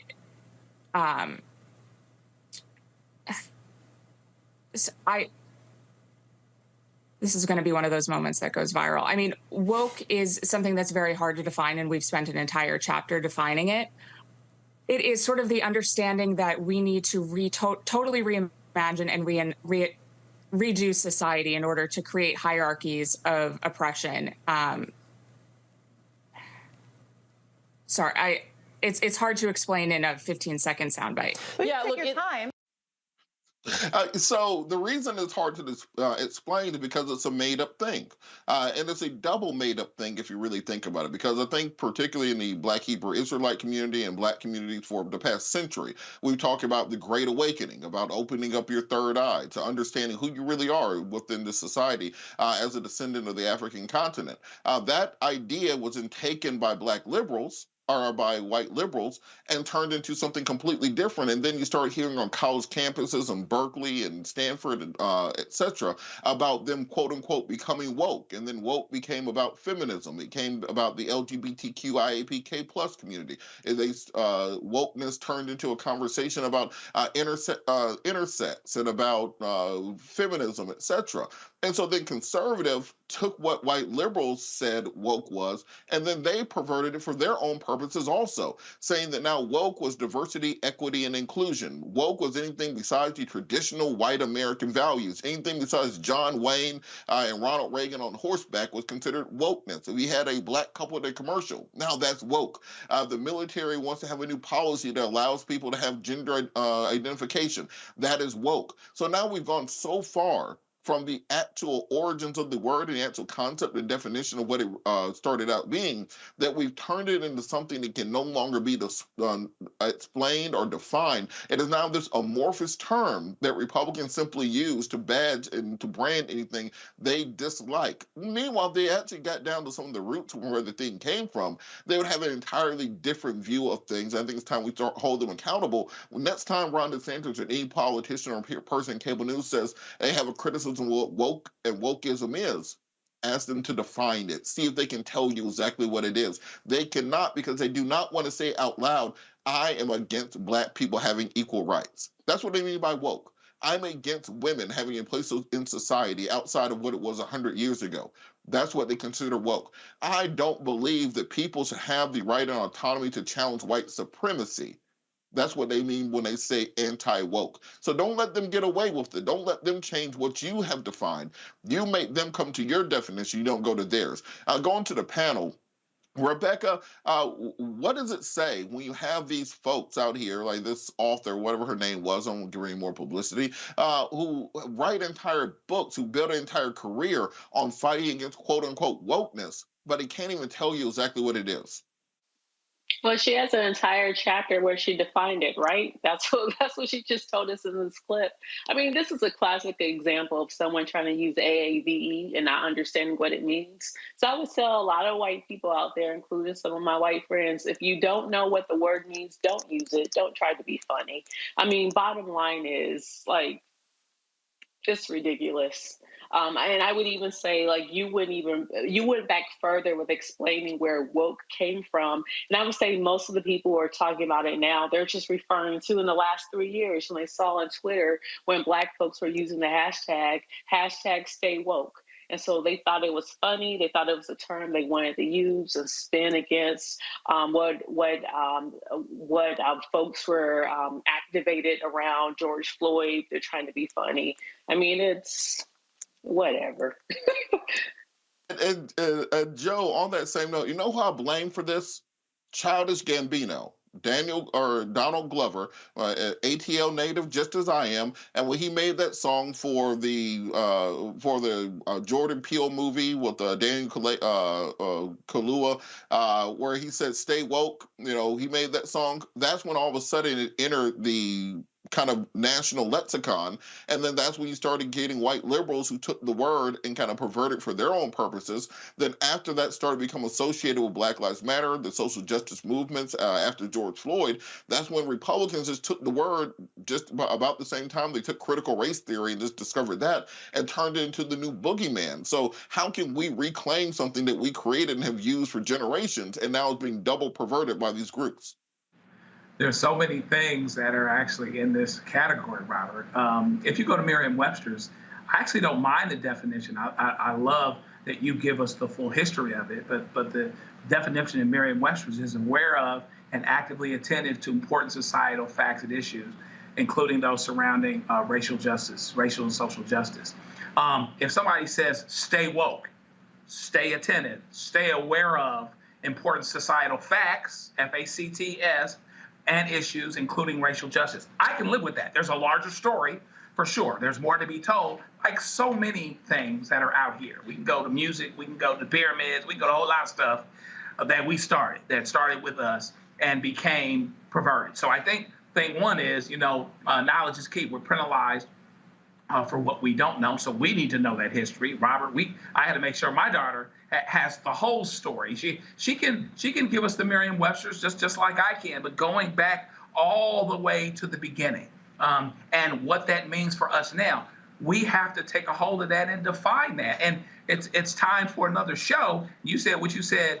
Maybe you weren't kidding, or maybe half jokingly, but there's a lot of stuff that gets out here, man, at the top of the radio because of hip hop and hip hop culture, where it's being used for that purpose, but it's not Public Enemy.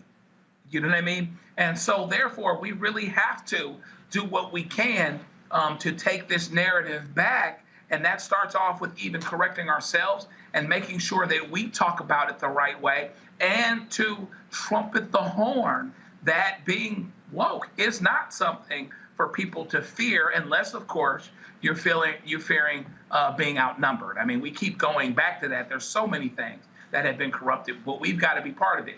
If they're not going to fix this for us, okay? So we have to be on the front lines in terms of making sure that it's defined properly and understanding what it means. But it's amazing that this woman wrote a whole chapter on it and couldn't explain it in 10 or 15 seconds, with quiet and no distraction. That just lets you know what we're dealing with. And Scott, the amazing thing to me that these people have to understand is white people can't be woke. The entire idea is that through prayer and meditation, you can stimulate and open your pineal gland to open up your third eye and to truly understand your position within the five-sided dimension of the positioning of the Asiatic black man going back 100,000 years to the creation of society. But they don't want to talk about that. They've turned this now into their own little term that they can say, well, the green M&M doesn't have a purse anymore, so that's being woke. How do we continue to allow our culture, our history, our society to be co-opted and then fed back to us where we're repeating their definition instead of learning what our own definition is? No, I don't think they're repeating it back to us. They're just using their own definition. I mean, listen, wokeness is not a bad word. Wokeness is a consciousness about freedom, justice, and equality in all aspects of American society as we continue to form a more perfect union. White America doesn't want to form a more perfect union. It's been perfect for them over 400 years, from slavery to civil rights, from Jim Crow to George Floyd, right? Make America great again is their form of wokeness. We don't have to be sensitive to Black, brown, and yellow people, or physically challenged people, or queer people. They want a life that is simpler and caters to white America, rooted in white privilege and the celebration of white privilege, right? So that's their definition of wokeness. We know our definition of wokeness is rooted in civil rights justice, freedom, justice, and equality, criminal justice, gun control, right? Civil rights, abortion rights, right? Gay rights, and all the things that would make America truly a country rooted in equality. That's what you tell white people when they start criticizing a woke culture. You don't want that freedom, justice, and equality that the Constitution and the preamble promises America. You want it to stay the way it is. And so I don't think they've taken it from us. They've redefined it for their own purpose. So we need to keep our definition. And in these debates with them, we define it. Lastly, my third grade teacher, Sister Ruth, at St. Mary's Sacred Heart Catholic Church in Joliet, Illinois, used to say to me all the time, if you can't say it, you don't know it. So in English class, if I couldn't say it, then I didn't know what I was talking about. And she's absolutely right. This woman wrote a chapter. Maybe she didn't even write it, actually. Maybe she had a mental block. But it's so embarrassing to criticize a woke culture but not be able to define it. Just really a bad moment for her. But it shows you the air and the lack of depth and substance on how they have politicized one of our core principles of wokeness. Look, I will just tell these folks who call wokeness in vain, be careful what you wish for. You don't want to really get Black folks looking up and learning things, because once you have 10 million Asiatic Black men becoming awakening, or having their awakening and becoming truly woke. Ask the French people what happened down in Haiti the last time that happened. Ask the folks at the Stonewall Rebellion what happens when Black people truly awake and become woke. You might not want to play with things you don't really understand. You're watching Roland Martin Unfiltered, streaming live on the Black Star Network. We can keep this conversation going on the other side of the break. We will be right back. Coming up on the next Black Table, a conversation with Professor Howard W. French on his new book, Born in Blackness, covering 600 years of global African history and helping us understand how the world we know today is a gift from Black people. There could have been no West without Africa and Africa. That's on the next Black Table with me, Greg Carr, only on the Black Star Network.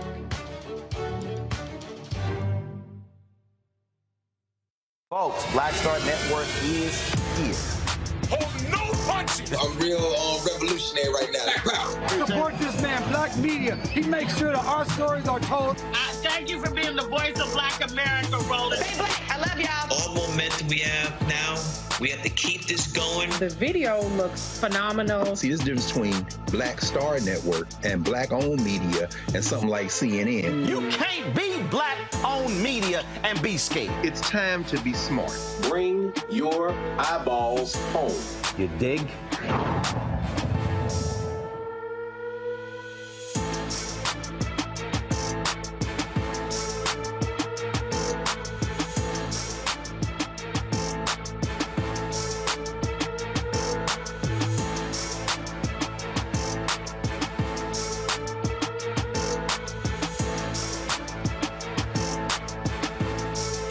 A lot of these corporations or people that are running stuff push Black people if they're doing a certain thing. What that does is it creates a butterfly effect of any young kid who, wants to leave any situation they're in, and the only people they see are people that are doing this. So I gotta be a gangster, I gotta shoot, I gotta sell, I gotta do this in order to do it.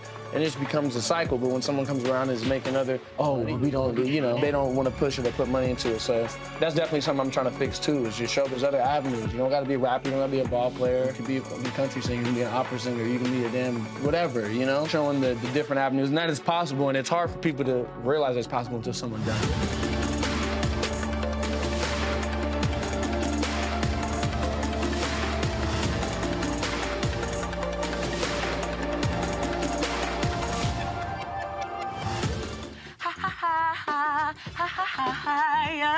Hey, I'm Antonique Smith. What up, Lana Well, and you are watching Roland Martin Unfiltered.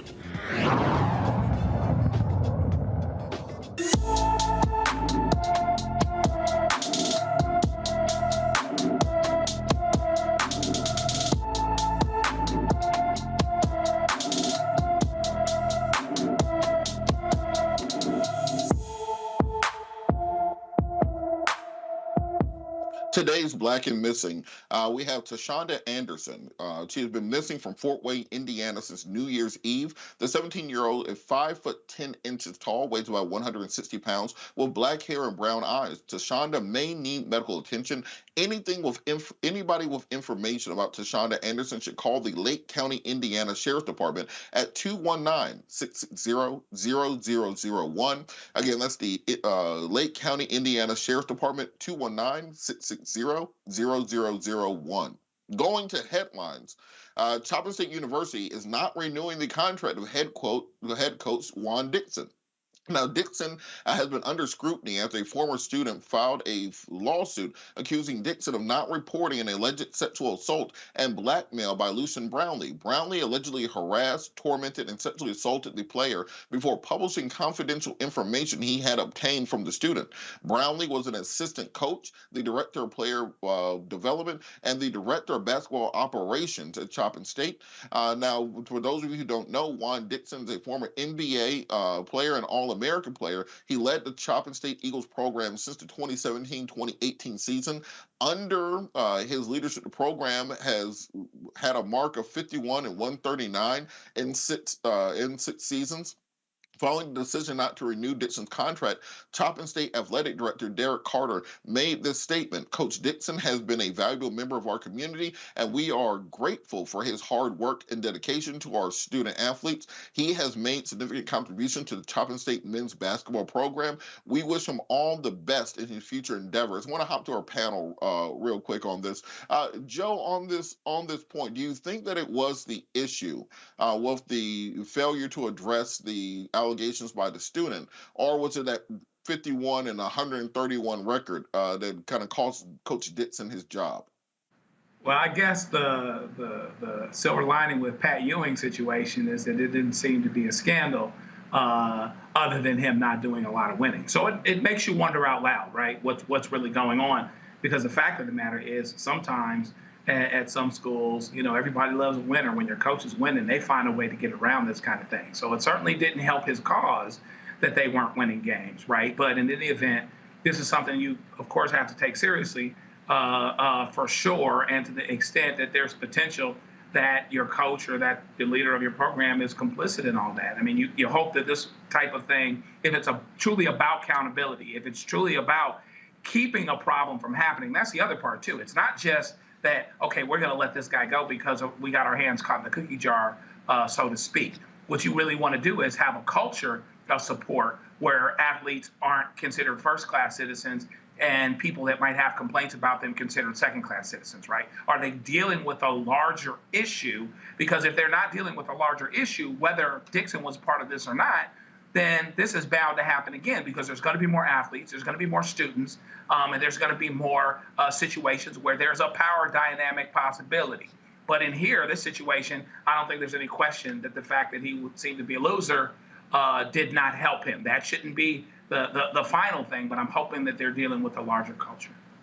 And Rebecca, on that same point, there seems to be a culture in college sports where, as long as the coach is winning, they will forgive their players DUIs, domestic violence cases, pretty much any activity. But the minute that you're not bringing those wins home, all of a sudden you have to be held accountable. What can we do to shift this culture in college sports and athletics where they will hold players accountable for activities, or in this case, an assistant coach, for activities they do, particularly against women on campuses?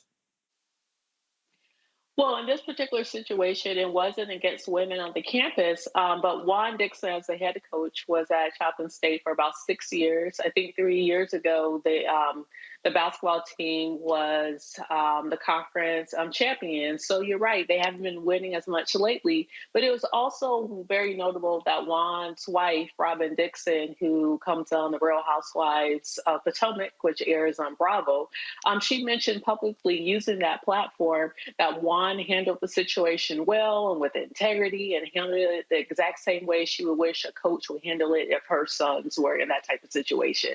I would have to largely disagree, because it doesn't look like Juan handled that situation to the best of his ability.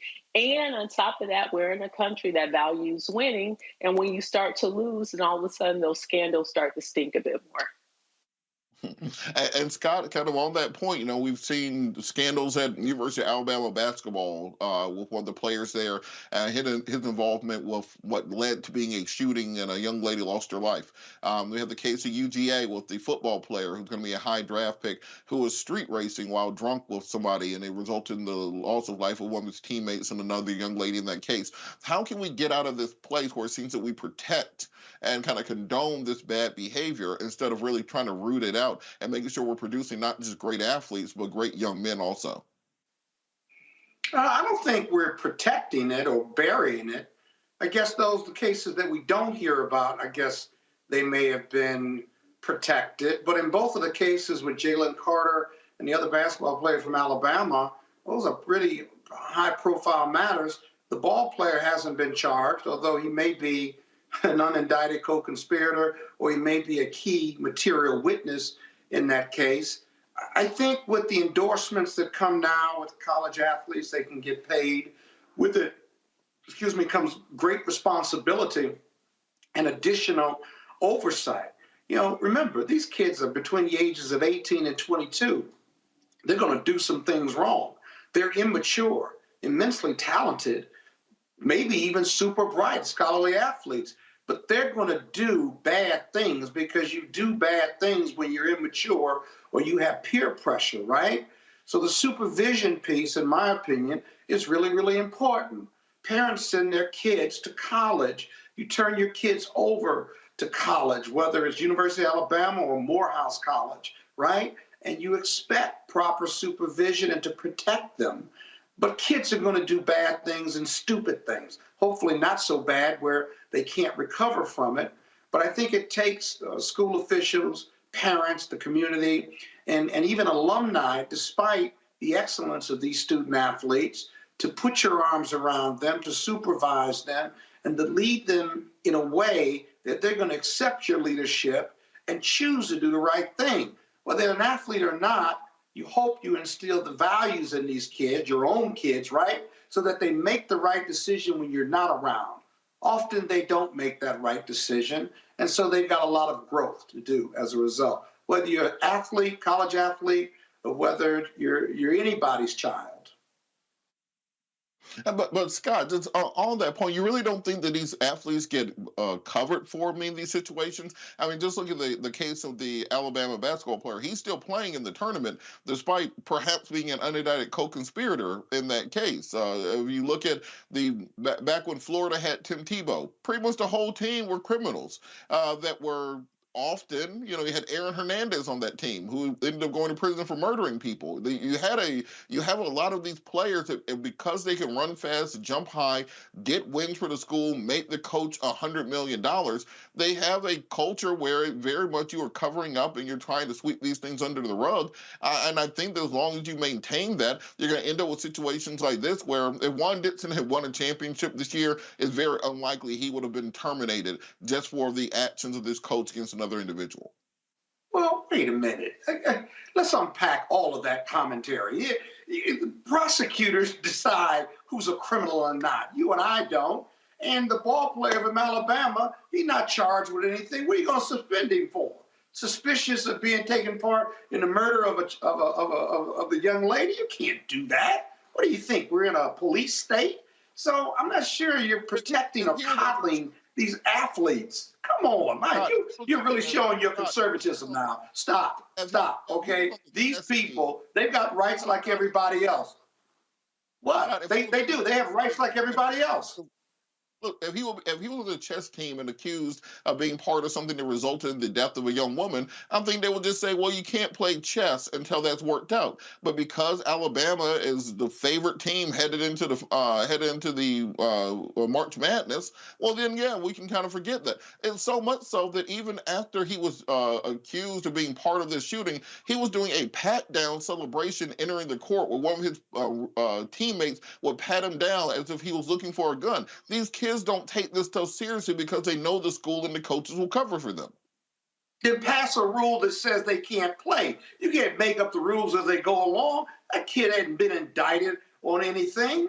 And with Juan Dixon, that's an administrative piece that he should have just turned over to the dean of that school and focused on basketball. He may have knowledge. He may even have failed in communicating or reporting, if you will, but that doesn't get you fired. That's a judgment call. What gets you fired is not winning games. And so the whole issue of cuddling or coddling these athletes who engage in bad behavior, I just don't buy it. I think the pressure to win is really important, which is what you're really getting at. And if you turn a blind eye to bad conduct or even illegal conduct, then you're absolutely right. But we never find out about the cover-up until later. These are very public cases you're talking about. And these kids have rights, just like you have a constitutional right to a lawyer and to be innocent until proven guilty. Let's not walk away from those principles because you want to put some performance standard on kids and that the NCAA just goes soft on them because they want to win games and generate revenue. Whether that's true or not, there's no empirical data to support that. And I think you ought to stop saying that. Well, look, let's just have an across-the-board rule that if you are perhaps indicated in a young woman's death for whatever reason, car racing, bringing, but he hadn't been implicated, go shoot somebody, those sorts of things, then maybe you don't do sports for a semester, or you don't do extracurricular activities for a semester, so you can clear those things up and perhaps help to based on what rule? Other people who have died because someone based died. On That's what rule? Give me the rule. Respect the person who died. Let's not have the person who died, and you're still out here. Give me the rule. Celebrations at the game. Maybe the rule. Give me the rule. Maybe it should. Give me the rule. Because we just assume that people have the type of moral and values that will result in you not having to pass a rule to say that. Because I bet if it was a cheerleader, they probably already have a rule about that. Give me the rule. Didn't the Alabama? Give me the rule. But Robert. Tie-breaking. Give me the rule. Didn't the Alabama student get suspended at first and then kicked off the team? I thought when this happened in late December that the student was dismissed from the team at first. So wasn't there something that happened? But also, I just want to point out what happened at Chapin State is completely different. Here you had two coaches. And you had a coach who specifically is accused of sexual harassment, sexual assault, and blackmailing a student into doing more exploitive of sexual acts. Once that student had pictures taken of him that was then sent to other team members. That's what the assistant was accused of doing. And so, Scott, do you think in that situation maybe you should have a rule that you get rid of the coach, or maybe the head coach, doesn't do that for a while? I just feel like we're putting in place a system where as long as you win, you get excused from whatever else it is that you do societally. Well, with Coppin State, they weren't winning. And from an HR standpoint, you don't need a new rule. That violates the handbook, if you will. No one should be shaking down and taking pictures and exploiting young people like that. He should have been fired, without a doubt. And if Juan Dixon knew about it and did nothing about it, then Juan Dixon ought to be fired too. You don't need a new rule for that. That's just good HR, employment law, and it's NCAA rules, if you will. You can't exploit anybody as a college student. So I'm trying to understand your complaint, because it seems like a lot of conjecture, not based on facts or based on reality. My point is that we should start injecting into our public discourse just common decency and common understanding. And then maybe it's not a good look for the university, it's not a good look for the NCAA to have somebody who's accused of being part of the death of a young woman as one of the faces of college basketball and one of the faces of the tournament going forward, particularly when their parents and her family have to see this on a daily basis, knowing that there was some involvement. Just common decency. Well, if there was a rule that said he couldn't play. We're out of time. We're way over. We'll be back after the break. You're watching Roland Martin Unfiltered, streaming live on the Black Star Network. Hatred on the streets, a horrific scene, a white nationalist rally that descended into deadly violence. White people are losing their damn minds. As an angry pro-Trump mob storms the U.S. Capitol, we've seen shooting. We're about to see the rise of what I call white minority resistance. We have seen white folks in this country who simply cannot tolerate black folks voting. I think what we're seeing is the inevitable result of violent denial. This is part of American history. Every time that people of color have made progress, whether real or symbolic, there has been what Carol Anderson at Emory University calls white rage as a backlash. This is the rise of the Proud Boys and the Boogaloo Boys. America, there's going to be more of this. Here's all the Proud Boys, guys. This country is getting increasingly racist in its behaviors and its attitudes because of the fear of white people. The fear that they're taking our jobs, they're taking our resources, they're taking our women. This is white fear.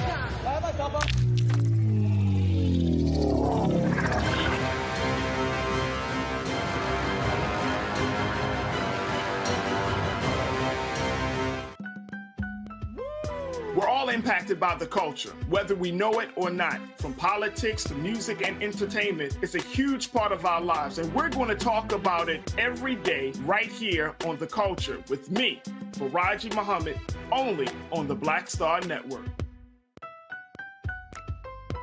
Pull up a chair, take your seat. The Black Tape with me, Dr. Greg Carr, here on the Black Star Network. Every week, we'll take a deeper dive into the world we're living in. Join the conversation only on the Black Star Network. What's going on? This is Tobias Trevelyan. Hey, I'm Amber Stevens-West. Yo, what up, y'all? This is Jay Ellis, and you're watching Roland Martin Unfiltered.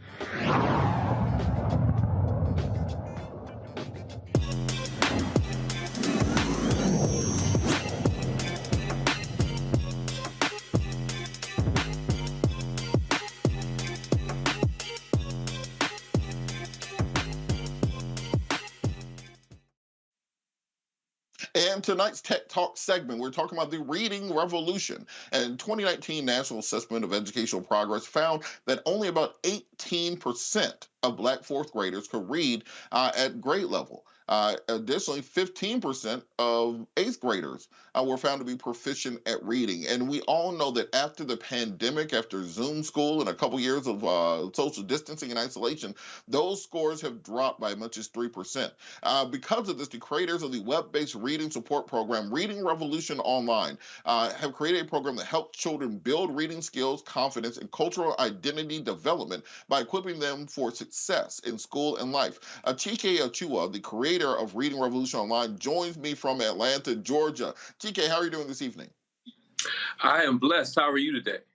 I am outstanding. So talk a little bit about what led you to the development of this product of this program, because we see so many children. We've all heard the statistics saying that they decide where to build jails and prisons at based on third grade reading score. What really inspired you to develop a program to help young Black students read? Well, it started when I was a language arts teacher and a reading specialist, when I noticed that, many of our students were not doing well. And in my area as a reading specialist, they sent all the students to me who had not passed the state test in reading. So every day I would write up a brief reading selection about a Black hero or shero, ancient or modern. And then I would add 10 multiple choice questions that would simulate how they would experience this content on the state reading test, because it was supposed to be similar to the structure. The difference is the content was about our history and about our culture that I knew that they were not getting in their other classes. And so in the process of doing that over time, we began to take that information and then put it into a book called Reading Revolution. That book did very, very well nationally and internationally. But in 2018, we began digitizing the content, and then we recently released Reading Revolution Online. It's an interactive multimodal platform. So for each of the reading selections about a Black hero or shero, ancient or modern, there's also a captioned video. There is a vocabulary activity. There's a grammar and writing activity, because we want to make sure that our children are proficient in all of those different areas. Listen, we know that our children are brilliant beyond measure, and that those low scores that you cited a little bit earlier are not an indication of their intelligence or their capability. What it is it's an indication of the access and opportunity gaps that our children don't have access to quality teachers and to quality programs like this. You know, throughout the show, kind of the theme has been this attack on diversity, equity, inclusion in education, particularly in Florida, which has been kind of the casus belli of the show today.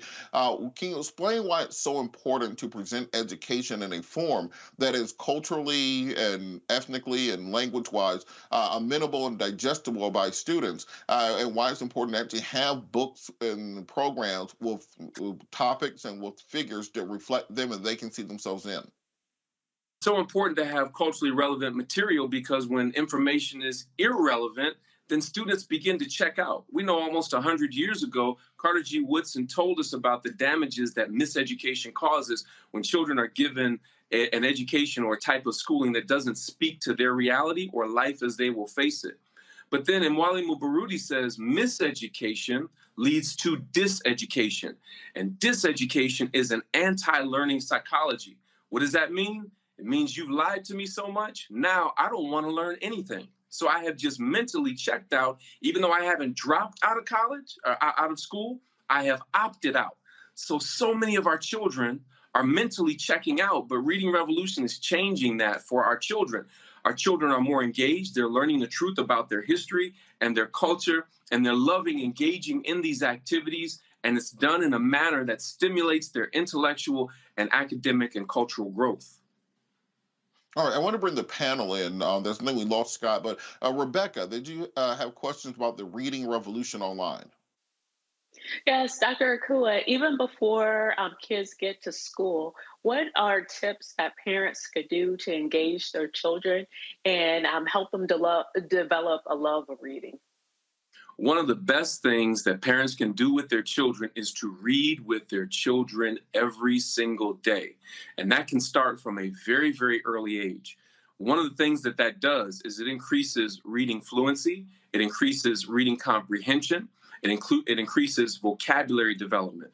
So simply by choosing books that are reflective of the culture and the values that we want our children to have, and reading those books to our children every day can dramatically increase reading and literacy scores. And before I go to Joe, I actually had a follow-up on Rebecca's question, because I wanted you to talk a little bit why it's important to make sure that the curriculum is something that the children can know, understand, and digest, and be able to remember. Because the way, as you said, the way my parents taught me to read was we read the Bible every night. So I read the King James Version of the Bible all the way through before kindergarten. So when I get to kindergarten, talking about ye, therefore, thou art, and stuff, they looked at me a little bit crazy. So can you talk a little bit about how having relative subject matter is important? Yeah, the relevant subject matter is so important. And hey, shout out to your parents, because they did expose you to that. And that's great. And I'm sure it improved your comprehension and reading fluency skills. But we want to make sure we know that our children are, again, brilliant. For making friends. Yes, I'm sure. But we know that our children are brilliant beyond measure. But one of the things that we have to do is we have to take responsibility and bring them up to speed. Reading Revolution Online is being used in a number of schools and school districts around the country and even internationally. However, we cannot wait for the public schools to get a clue. And this is why it's so important that we have this movement where we're going directly to parents and making it available to them so that they can utilize this with their children at home. You can use it at home. You can use it on your smartphone, your tablet, your laptop. You can use it while you're driving around running errands and your child is in the seat next to you. They can be doing the Reading Revolution activities and gaining tremendously by engaging in these different activities. All right, Joe, did you have a question about the Reading Revolution online? Yeah, sure, Dr. Kua. I remember when I was little, you know, for those of us in the old school, we had that physical library. We had a library on Crenshaw in South Central.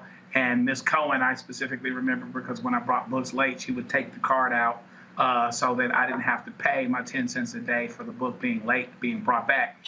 Tell us about the connection with the physical library. Okay, that's still, perhaps in some worlds, the cheapest resource or the cheapest way to connect, particularly at some places, some communities where internet is not as good or as prevalent. Sometimes people use the library for internet, et cetera.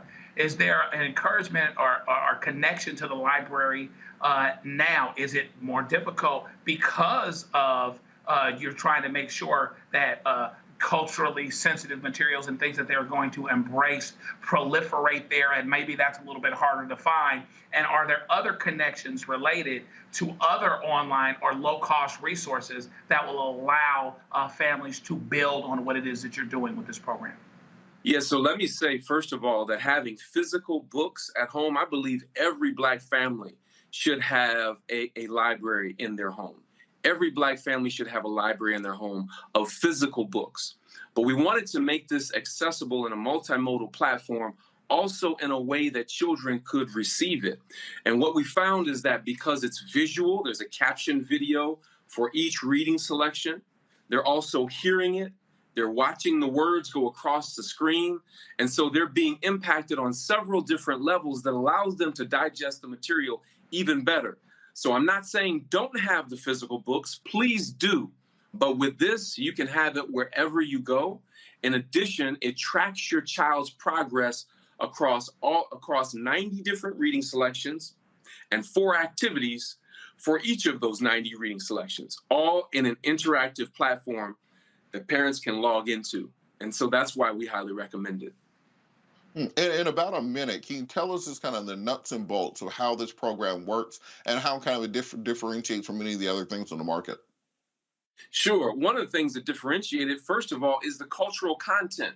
One of the challenges that we're facing is that, our children are exposed to a culturally irrelevant curriculum. Even in the few places and spaces where African Americans are mentioned, it's not an authentic representation of our culture. In addition, when our history or culture is talked about, they start us at our lowest point in slavery, or they'll start us in civil rights. And while those periods of time are very, very important, our history and our culture is so much more than just slavery or civil rights. You don't start a people's story at their lowest point. And so that's why we've taken it all the way back to Africa to make that African cultural connection so that people understand why we're called African Americans and that we have a rich tradition that's worthy to be respected. But we have to be the first people to respect it. And we have to do, as our ancestors said, we have to gain knowledge of self. And in gaining that knowledge of self, I think we'll see our students begin to pull their pants up. I think we'll see them begin to press towards excellence. I think we'll see them take their schooling and their education a lot more seriously. In addition to that, they will treat their peers differently because of the values and the character traits of resilience and self-determination and faith and unity that are embedded and woven into every selection in the Reading Revolution online curriculum. And so that's one of the things that distinguishes this from any other resources. We've had educational leaders and principals say, Dr. Akua, this is exactly what I was looking for, and I didn't even realize it. My students were engaged at a higher level, but here's the other thing. Teachers and leaders are telling us, I'm learning new things about African-American history and culture that I didn't know. So parents, as well as teachers and leaders, love Reading Revolution Online because many of them didn't get these lessons coming through school. So it's a win-win-win situation across the board. Well, we want to thank you for everything that you are working on. Please keep us updated. I think it's an outstanding resource that I really wish I had when I was a child. Thank you, Dr. Chua, for everything that you're doing. That's the show. One last thing, can I add? Go ahead. Can I add one last thing? for those that go to Reading Revolution, for those that go to readingrevolution.org, if you click on parents, we have a special that we've made available for Roland Martin Unfiltered. When you go to readingrevolution.org, click on parents and put in the coupon code READ, R-E-A-D, and you will get a special discount. If you pay upfront the whole thing, just put that in, you get a special discount. If you want to pay monthly, put READ, M-O, M-O standing for monthly, and then you'll get a special discount. And that discount is tantamount to really paying $1 a day. And I have to ask, is your child's future and academic success worth $1 a day? If it is, all right, well, thank you. Go to readingrevolution.org. All right, thank you so much, Dr. Chu. I got to thank our panel for joining us today. Thank Roland for letting me sit in for me. He'll be back tomorrow. Thanks to Control Room for making all this work. And as I say at the end of every show in words, Gil Scott here, no matter the consequences, it fears to grip your senses. You got to hold on to your dreams. Hold on to your dreams, America. Folks, Black Star Network is here. Hold no punches. I'm real revolutionary right now. Support this man, Black Media. He makes sure that our stories are told. Thank you for being the voice of Black America, Roland. Stay black. I love y'all. All momentum we have now, we have to keep this going. The video looks phenomenal. See, there's a difference between Black Star Network and Black-owned media and something like CNN. You can't be Black-owned media and be scared. It's time to be smart. Bring your eyeballs home. You dig? Pull up a chair, take your seat. The Black Tape with me, Dr. Greg Carr, here on the Black Star Network. Every week, we'll take a deeper dive into the world we're living in. Join the conversation only on the Black Star Network. Hi, I'm Dr. Jackie Hood Martin, and I have a question for you. Ever feel as if your life is teetering and the weight and pressure of the world is consistently on your shoulders? Well, let me tell you, living a balanced life isn't easy. Join me each Tuesday on Black Star